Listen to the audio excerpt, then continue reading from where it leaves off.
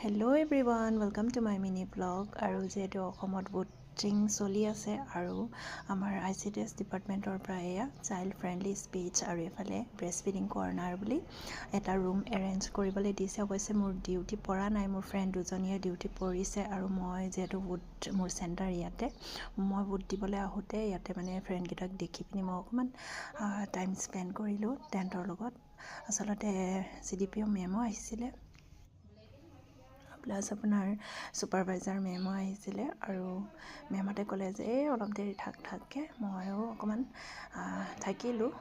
আৰু এই মানে কি যেনেকৈ মাক দেউতাকৰ লগত সৰু বাচ্ছা আহে দিগদাৰ পায় ন, বা কিছুমানে মানে লেক্টেটিং মাদাৰ আহে, চ' তেহেঁতৰ কাৰণে দিগদাৰ হয়। সেইকাৰণে ইয়াত ব্ৰেষ্ট ফিডিং ৰুমো দিছে আৰু বাচ্ছাবিলাকৰ মানে যাতে দিগদাৰ নাপায়, আমনি নকৰে, তেহেঁতৰ কাৰণে খেলনাৰ এয়া এইবোৰ চব ICDSৰ বস্তু হয়।